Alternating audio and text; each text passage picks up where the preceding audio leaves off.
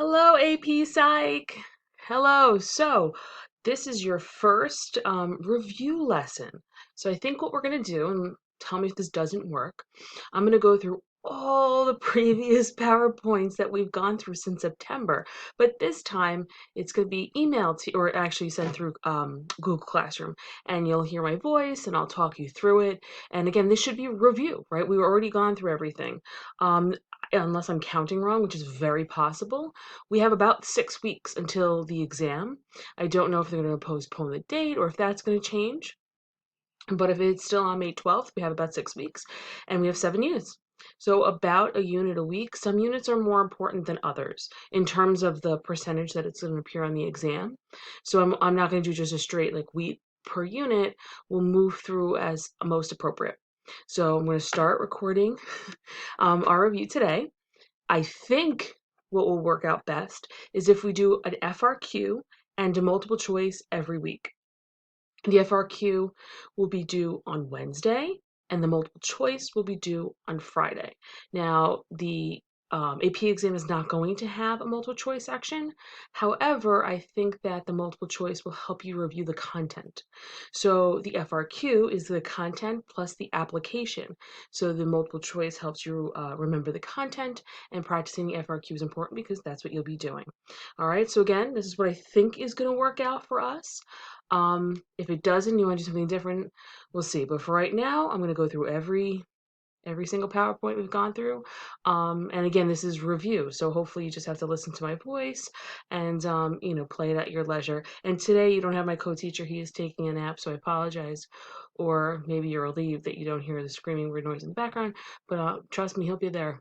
A different video. It's gonna he'll come back. All right, so we're gonna start our review. Okay, page 1, day 1.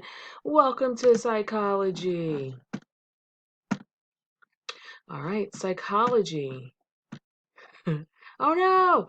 All right, psychology is the study of behavior and mental processes. Remember, psychology is both biological and mental. So, what is actually, it doesn't define biological, we know what that is. What is a mental process? The internal subjective experience that we infer from behavior, sensations, perceptions, dreams, thoughts, feelings. What's a behavior? How do organisms, what do they do and how or why they do it? Sensations are your feelings, right? It's signal to the stimulus, and perception is what your brain interprets. So, we've gone through a whole year of this. Psychology is we're trying to figure out why you do the things you do. Why do you behave the way that you do? Why does your brain work the way that it does? Why do you make the decisions that you make? And we're looking at that from both a biological and a mental state. So, psychology is a relatively new science. However, this has been around from the ancient, I was about to call them ancient folks. Psychology as a science was created in 1879, but this idea of trying to understand the physical body and the mind has been around for almost ever, right? So ancient Hebrew writers, they were trying to draw a connection between feelings and the body part, right? So if you were nervous, why did your stomach hurt? Which is interesting because we kind of addressed that in abnormal behavior a little bit, which we just finished.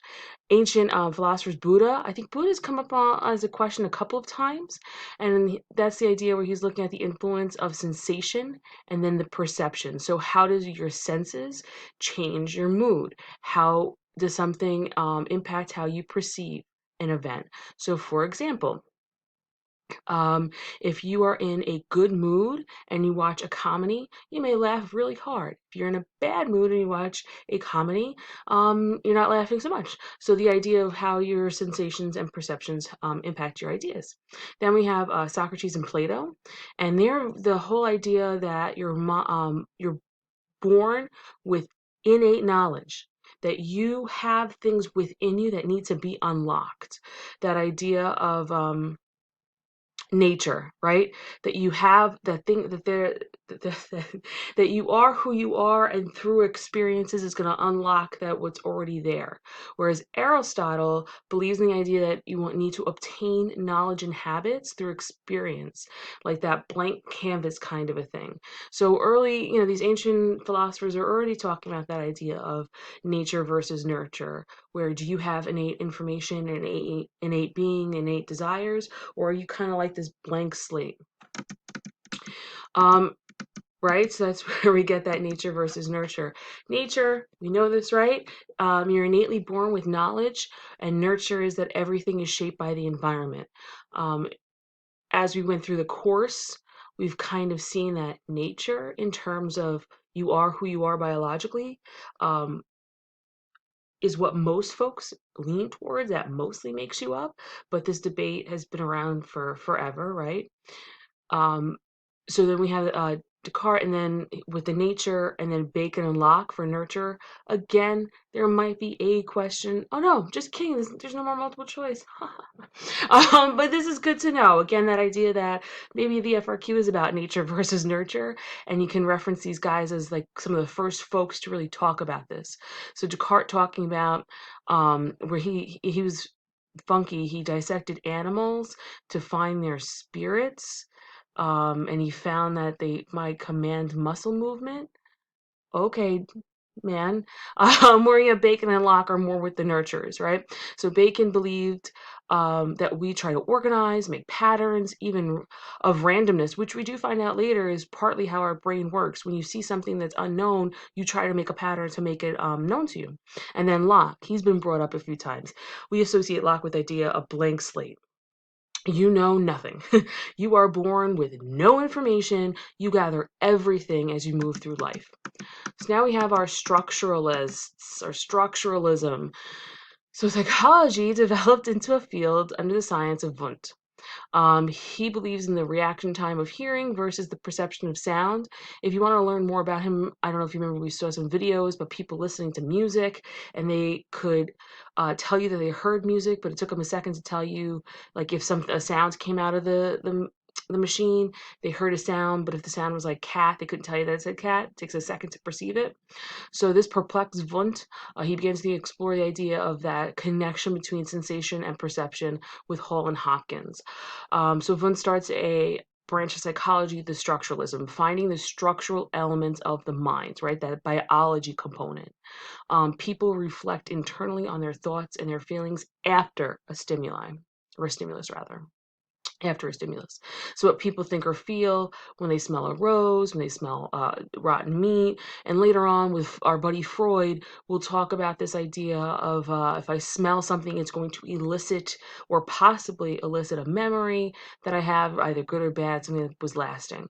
Unfortunately for the structuralist folks, this branch was dismissed as unreliable from person to person, because there's no consistency. It's hard to detect what people are sensing. That's why it didn't work that well. And now we have the functionalism from 1890 to 1920 with William James. So James was really influenced by evolution and biological inheritance and the human mind and behavior. Think of Darwin when you think of James.